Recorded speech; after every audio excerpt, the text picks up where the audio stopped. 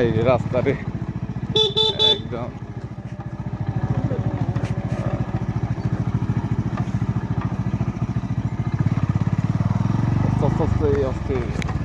আসতে গেলে মরণ নাই। এই তো ঐতিহাসিক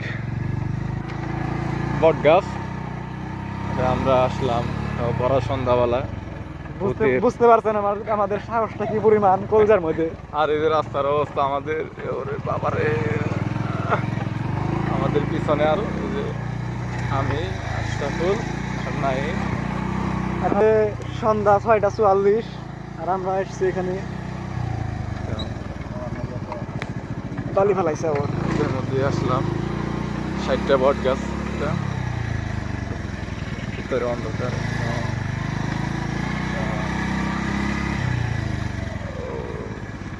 হরর প্লেস।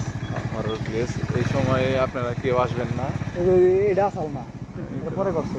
ভরা সন্ধ্যার সময় এখানে কেউ এই টাইমে আসার চেষ্টা করবেন না, যদিও আমরা আসছি। একদম অন্ধকার, দেখতে পাচ্ছেন অনেক কিরকম অনেক বাতাস আর ভয়ঙ্কর। গরম বাতাস, তাই না?